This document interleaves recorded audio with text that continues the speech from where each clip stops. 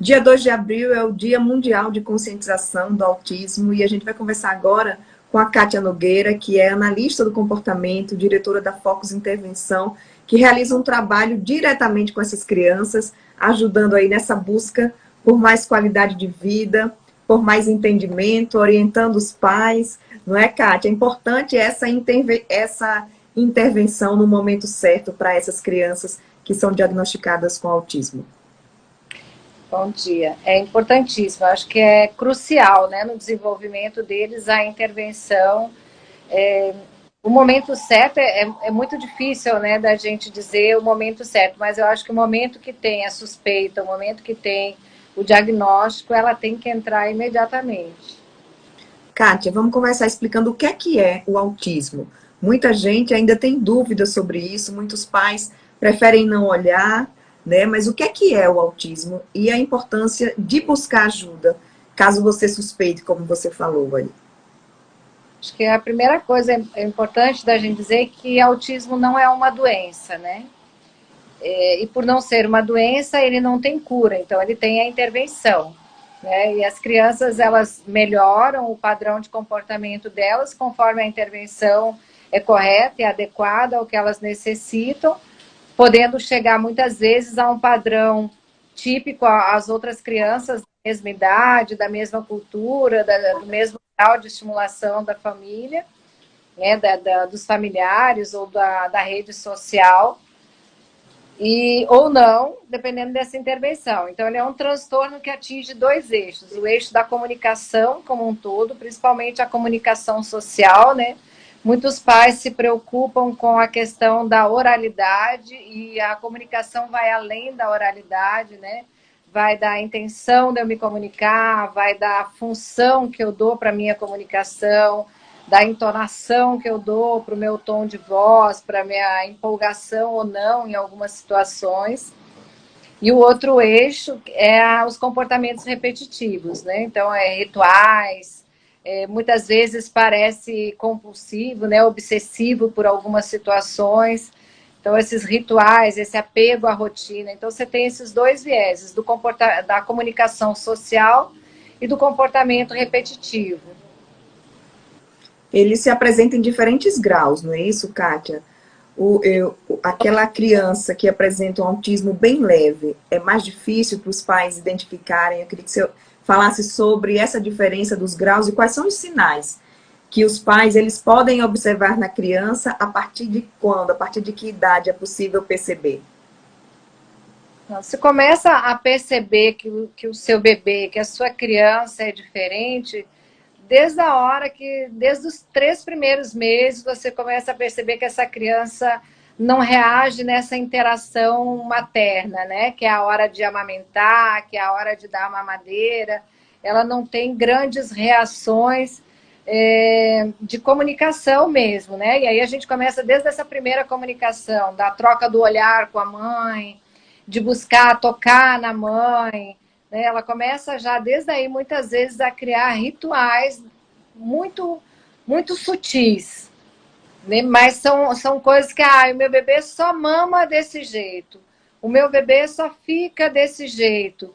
E a gente, muitas vezes, enquanto mãe, até estimula esse ritual, né? Eu vou ficar assim porque assim ele fica mais quietinho. E a gente tem isso com o bebê típico, né? A gente vai criando formas e entendendo como ele se relaciona melhor com a gente. Mas eu acho que é essa questão, ele se relaciona com a gente, né? É um bebê que busca se relacionar com esse cuidador. Então, acho que aí estão os primeiros pontos. Depois você começa a ver qual é a interação dele. É mais com os objetos ou com as pessoas? E aí vai nesse desenvolvimento todo, porque o tempo inteiro as crianças vão... E aí, se a gente considerar, né, que nós somos animais racionais, mas somos animais, nós buscamos o tempo inteiro o meio, né? O alimento, essas coisas é para a nossa sobrevivência, como todo animal. Então, ele busca sempre o ambiente para conviver com o ambiente. Então, nós humanos, a gente busca o outro, porque o outro que vai dando significado para a gente. Então, a gente passa a imitar, quando o pai a gente vai fazer também, enquanto bebê, né? Enquanto bebê eu vou imitar meu pai, minha mãe a fazer isso, meu tio, minha avó. Eu vou trocando essas interações. Claro que eu vou tendo preferência, eu vou preferir mais minha avó do que meu avô, minha tia do que meu tio, ou meu tio do que minha tia, minha mãe do que meu pai do que minha mãe. Essas preferências vão ocorrendo. Mas elas não podem ser assim, eu só respondo para minha mãe. Para meu pai eu não respondo. Então, assim, às vezes cria aquela confusão assim, é porque o pai não busca muito, é porque o pai não está ali. Não, não é o pai que é o culpado, né? Eu acho que a gente tem que tirar, muitas vezes, e até um tempo atrás, essa culpa, a culpa é da mãe, que é a mãe geladeira. Não, a mãe não é a geladeira, a mãe está respondendo também ao estímulo que ela recebe, né? Se eu faço para o meu filho e ele me devolve com uma tentativa de brrr, ele pode até não conseguir fazer, mas ele responde com uma tentativa, provavelmente eu vou continuar tentando, eu vou fazer 1000 vezes até que ele faça o brrr do jeito que eu quero, do jeito que eu estou ensinando ele. Só que quando o bebê não dá isso, muitas vezes a mãe também reduz essa falta de estímulo, porque ela não está sendo reforçado. Nós, enquanto indivíduos operantes no meio, né, de que a gente responde a todo o estímulo que a gente recebe, a gente também reduz a forma que a gente não é reforçado enquanto mãe, enquanto pai. Então vão tendo esses déficits iniciais, né, essa falha no desenvolvimento inicial. E aí, quando a gente categoriza, digamos assim, né, nos 3 graus, segundo o DSM-5, né, que é grau leve, moderado e grave, a gente categoriza isso conforme o grau de ajuda que esse indivíduo precisa. Então, o leve, ele precisa da mínima ajuda. Às vezes, ele tem uma dificuldade de chegar perto das outras crianças. Mas depois que alguém facilitou, ele brinca. Outras vezes, ele chega perto, mas ele não brinca. Então, confunde muito. Ele é tímido, ele não gosta, mas quando ele está sozinho, ele brinca. Como é que ele brinca, né? Ele brinca lá do jeito dele, que ele adora coisas acadêmicas. Uma criança de 2 anos não tem apego por coisas acadêmicas, né? Não é típico de uma criança de 2 anos ter apego por lápis, borracha e querer escrever as letras e números. E aí dá um valor muito grande, digamos assim, porque é muito legal alguém que cognitivamente se expressa bem desde pequenininho. Só que aí, se ele não aprende a brincar, ele não vai ter o amiguinho para brincar, porque o amiguinho, na maioria das vezes, não quer saber de letras e números, quer saber do carrinho, quer saber do balanço, quer saber de correr, quer saber de pular. E aí a criança, muitas vezes, ela pula muito. E, que legal, ela pula muito, ela pula igual uma criança, mas ela pula sem intenção. Porque geralmente eu pulo para chamar o outro, eu pulo para chamar minha mãe, eu pulo para minha mãe rir comigo, né? E a criança que tem um grau de autismo, ela pula para ela, por prazer próprio dela, né? E aí a gente mais uma vez confunde, mas ele está na fase do egocentrismo.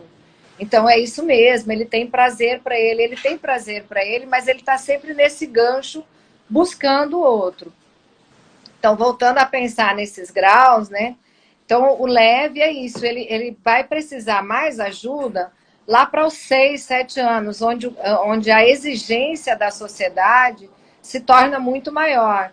Eu quero que ele converse comigo e que ele conte as coisas para mim coerente, né? Que ele tenha um começo, meio e fim. Porque, afinal de contas, com 6 anos, ele tem a capacidade, ele deveria ter a capacidade para isso.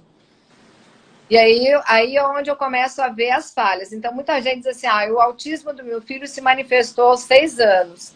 Não, ele não é, por característica, ele não é um transtorno que se manifesta aos 6 anos. Ele se manifesta na primeira infância, nos 3 primeiros anos. Então, mas só que era muito leve, lá eram coisinhas. Então, quando você faz uma anamnese minuciosa com esses pais, criteriosa, né? De fases de desenvolvimento, você vê que lá ele já tinha algumas falhas, mas ele tinha recurso para que essas falhas não fossem percebidas. O moderado, ele já não consegue, ele já tem um atraso no desenvolvimento da fala, ele já tem atrasos que percebe que ele não chega perto de outras crianças, que ele não procura, que ele tem algumas dificuldades alimentares, que ele não busca os alimentos.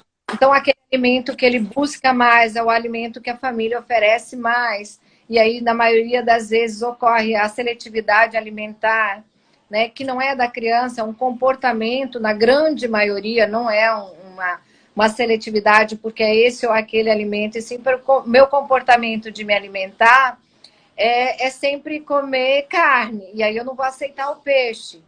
Né? Mas o que aconteceu? Eu buscava muito a carne e eu me alimentava muito legal de carne.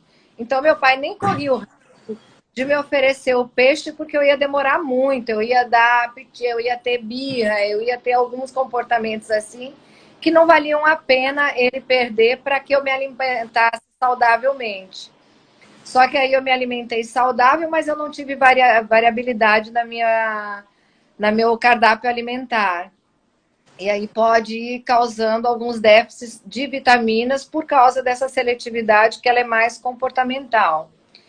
E o grave é aquele que precisa, assim, que ele não consegue, precisa de muita ajuda, ele não consegue ter nem mesmo o autocuidado, para ele é muito difícil de executar. Ele precisa de alguém ajudando ele o tempo inteiro para executar.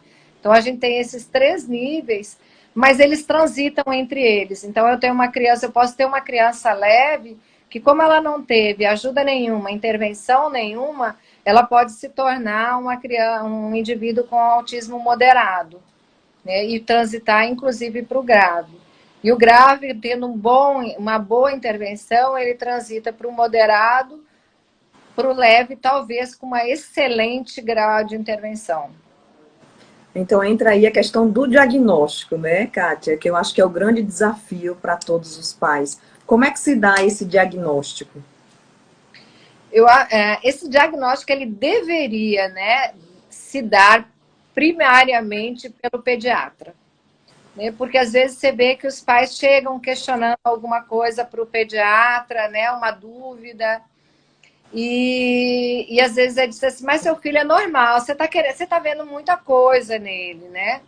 E esse pai tá achando estranho.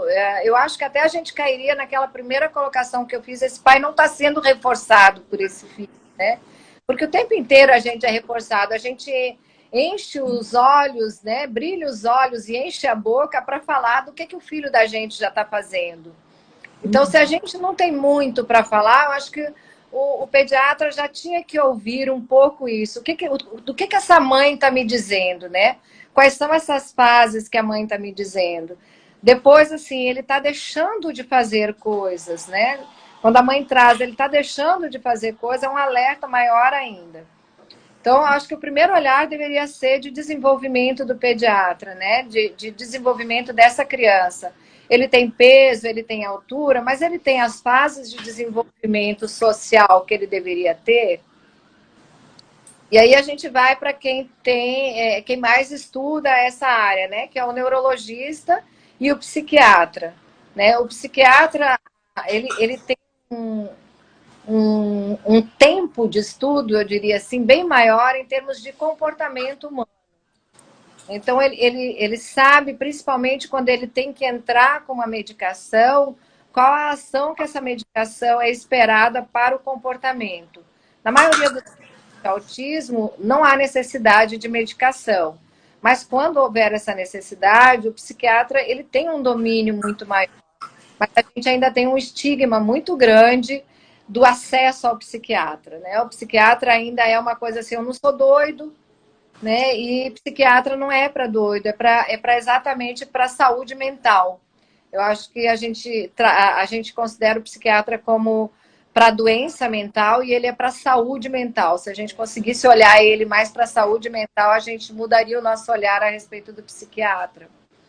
Verdade. E aí, neuropsicologia, que é uma área da psicologia onde faz avaliação desse comportamento. Como é que esse comportamento está? Então, o neuropsicólogo, ele lança a hipótese diagnóstica, né, que corrobora com esse diagnóstico que pode ter vindo com essa suspeita diagnóstica, que veio da família, que foi para o pediatra, que recorreu ao neurologista e o psiquiatra. Então, acho que seria esse quadro aí, né? Essa quadrilha, digamos assim, que seriam os primeiros a serem procurados. E a importância desse diagnóstico ser feito, né, Kátia? Você disse aí que, no caso das crianças que apresentam autismo leve, muitas chegam até na fase adulta sem nem saber, né, que tem o autismo e passando por pequenos sofrimentos diários na sua vida, exatamente por não ter sido feito esse diagnóstico e ter sido feita a intervenção certa naquele momento da infância. Isso acontece muito, essa falta de diagnóstico? Como é que Muito. essa criança termina sendo caracterizada na sua vida? Principalmente, ele é caracterizado por uma criança mal educada, né? E aí sofre toda a família. Porque se ele é mal educado, foi o pai e a mãe que não deram educação. Então, você tem aí uma carga pesadíssima para essa família. Porque na maioria dos casos, né, são crianças lindas e saudáveis.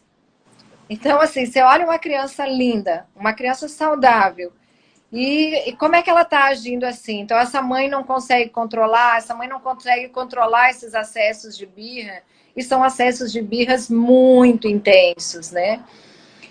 Eu tenho casos de adolescentes com 17 anos que tiveram o diagnóstico aos 16, 17 anos, e meninos, como eu falo, lindos e saudáveis, que estão na escola, que estão frequentando a escola, mas que falham desde sempre, falham nas relações sociais, falham no desenvolvimento cognitivo, no acesso a melhores notas, no acesso a melhor desenvolvimento dentro da questão pedagógica e social. E quando o diagnóstico chega, uma voz unânime, é libertador. Saber que eu estou falhando não é culpa minha, não é culpa do meu pai, é uma coisa que eu tenho, que agora eu tenho que criar estratégias para lidar com o mundo com essas coisas. Eu digo assim que é muito bonitinho você olhar um adolescente e dizer assim, eu estava conversando com meu amigo que é autista também, e a gente estava conversando sobre não sei o quê. Você ver a naturalidade dele, que ele podia ter uma asma, né? Eu sou asmático e o meu amigo é asmático também. Mas a gente tem coisas que a gente, ambientes que a gente não vai poder, porque tem muito ácaro, e eu posso ter uma crise asmática ali. Então, começar a desmistificar um pouco e dar mais estratégias para eles, dar mais condição deles estarem na sociedade, de serem vistos, assim, a gente é diferente. E aí? Pronto. Uhum. Kátia, crianças com TDAH e autismo, é muito confundido esse diagnóstico e é importante que os pais e que a criança receba o diagnóstico correto? Ou o acompanhamento é parecido para os dois casos? O acompanhamento, ele é muito semelhante, porque a gente trabalha com comportamento. Então, se você vai trabalhar com comportamento, é o viés dos dois. Os dois afetam profundamente o comportamento social desses indivíduos, né? Só que você tem, o que você tem? Você não tem no TDAH os rituais, né? O apego, a rotina. É interessante que a rotina organiza o TDAH. A rotina para o autista é importante, só que às vezes ela se torna um ritual. E se aquela rotina for quebrada, eles desorganizam totalmente. Então você tem que ensinar, no caso dos indivíduos com autismo, você tem que ensinar a quebra de ritual. A eles a ser possível quebrar o ritual, a ser possível naquele dia, o copo que eu tomo água todo dia não está disponível, porque eu fui na casa do amigo da minha mãe que não tem aquele copo.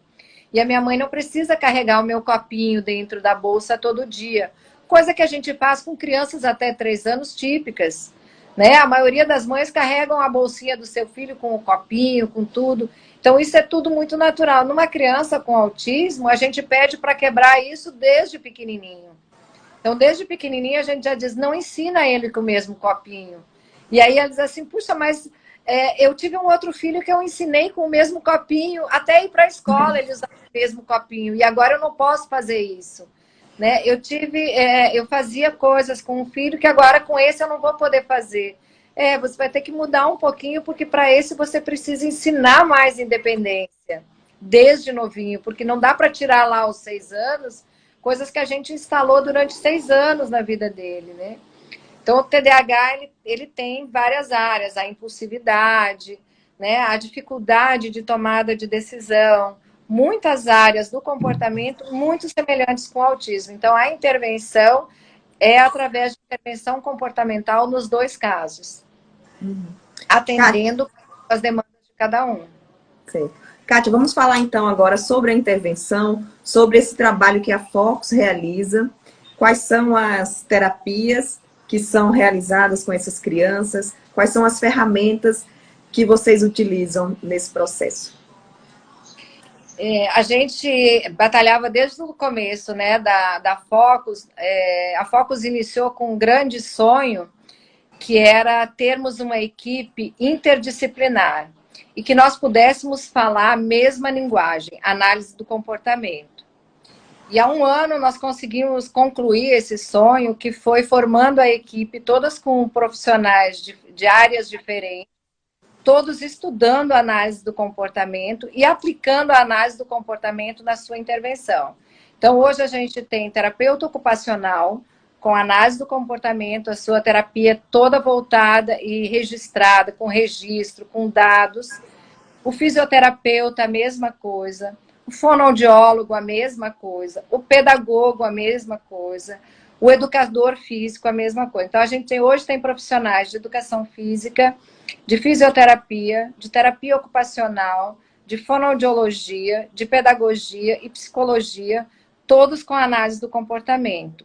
Então, a gente sabe hoje como fazer, se eu quero um procedimento com uma criança, com essa criança, como é que eu vou conseguir que ele atinja o objetivo que eu estabeleci para ele, com os critérios que eu tenho que estabelecer com a aprendizagem, e como saber se ele atingiu ou não o resultado. Então, hoje, quando a gente conversa, quando a gente tem uma reunião com os pais, a gente tem dados, a gente fala em cima de dados, a gente não conversa aqui sobre assim, ele melhorou, é verdade, ele melhorou, todo mundo notou que ele melhorou como? Então, a gente tem dados, a gente tem gráficos de que ele começou com 10%, hoje ele tem 60% daquele comportamento e a gente ainda precisa atingir os 80%. Então, por que a gente fala que uma criança precisa 2 horas por dia, outra precisa 4 horas, outra chega a precisar 8 horas por dia? Porque a gente tem muitas coisas a instalar, muitas habilidades para instalar nesse indivíduo em termos comportamentais, que a gente não pode perder tempo de trabalhar, nem ele pode perder tempo. E a partir de que idade vocês começam a atender? Você falou que as mães já podem observar o bebê ali no colo. Já tem intervenção para esse bebezinho? Tá, em São Paulo, eles já estão iniciando essa intervenção a partir dos 6 meses, né? Está em fase ainda de pesquisa. O grupo no qual a gente tem parceria em São Paulo, que é o Grupo Método, hoje eles já têm o berçário, que é a partir das crianças a partir de 6 meses, recebendo intervenção comportamental. Nós aqui em Natal ainda não temos, mas nós já temos crianças a partir de 15 meses. 1 ano e 3 meses a gente já tem crianças dentro da clínica recebendo a intervenção diária e com os resultados magníficos. Kátia, uma dúvida que é muito frequente. A criança, ela precisa ir todos os dias para a clínica? É como se fosse ir para a escola? Ela vai só para a clínica, não vai para a escola? Como é que vocês dividem todo esse processo? É porque eu conheço muitas mães de crianças com autismo que dizem, tá na terapia, sai da escola, corre para a terapia. É assim mesmo? Tem que ser assim? Vai chegar um momento que essa terapia vai ser reduzida? Como é que é essa evolução?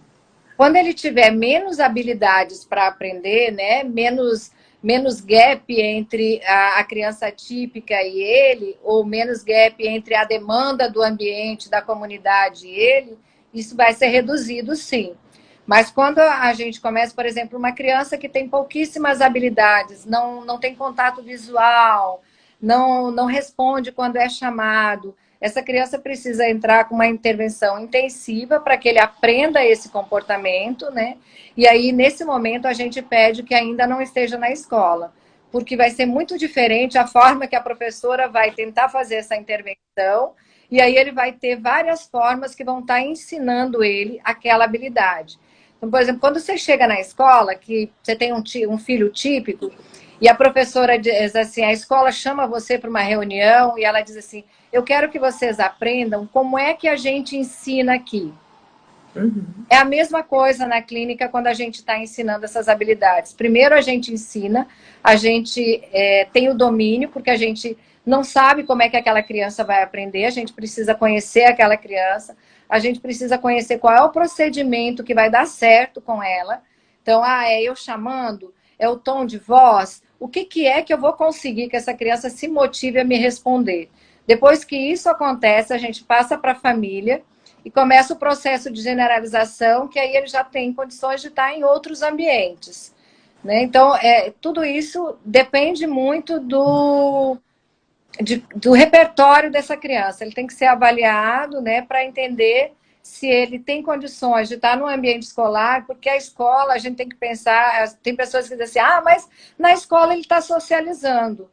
A escola não foi feita para socializar, gente. A escola foi feita para que as crianças tenham conteúdos pedagógicos, para que elas tenham alguma outra aprendizagem ali que não seja somente socializar. Então, a gente tem que preparar que essa criança ela tenha, assim, condições iguais aos outros, com as suas diferenças. E aí a escola vai adaptar esse material. Ela não consegue ler um texto de 4 linhas. Ok, mas se eu desenhar, ela vai entender o que o professor está dizendo? Então, eu vou através de imagens. Ela vai fazer isso através de imagens. Aí sim, ela está legal para estar nesse ambiente, porque eu estou dando condições iguais a ela. Eu acho que a gente ainda tem uma dificuldade muito grande de entender o que é inclusão. Inclusão não é eu e você termos direitos a estar no palácio do governo. Porque você pode estar lá fazendo uma entrevista e eu olhando para a parede sem receber nada daquele espaço. E aí você foi lá fazer uma entrevista que era importante para você profissionalmente. E eu olhei para a parede que não me deu nada. Então, eu acho que a gente tem que ter condições iguais para todas as situações da vida. Kátia, já que falamos aí de escola, né, como é que está esse tempo de pandemia para essas crianças que têm esse acompanhamento diário? Prejudicou muito? Como é que está se dando essa evolução nesse tempo de pandemia, que para todos nós está sendo um tempo difícil?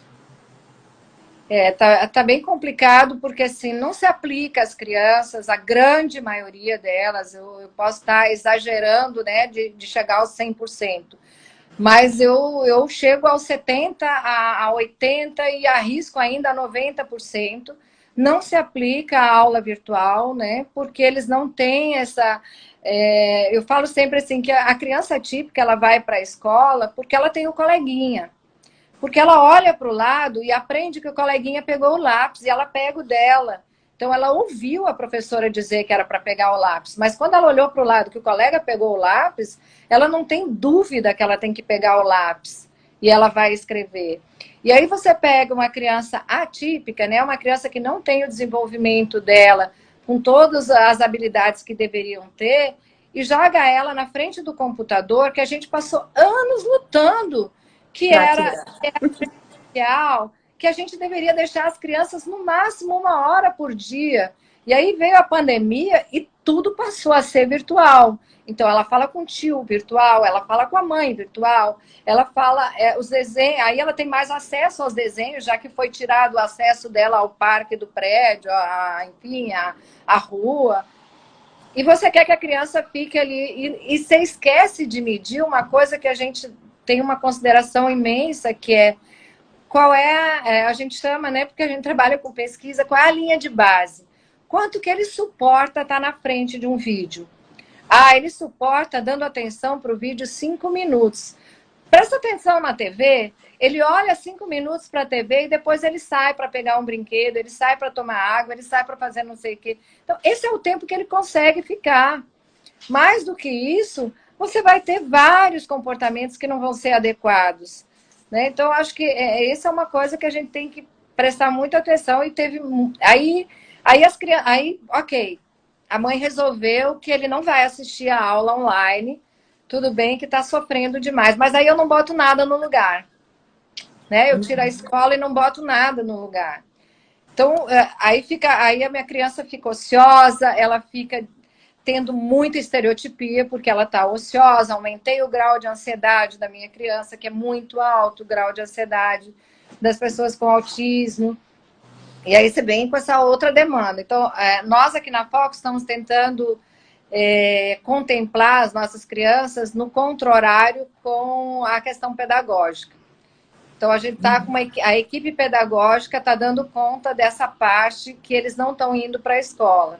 As crianças que não conseguem olhar, né, prestar atenção, ficar fixo numa aula virtual, a gente está tentando entrar em contato com as escolas, que eles mandem as atividades que nós vamos fazer de forma presencial com eles, para que eles não percam esse conteúdo pedagógico que os coleguinhas estão tendo e que às vezes os pais estão conseguindo dar esse apoio.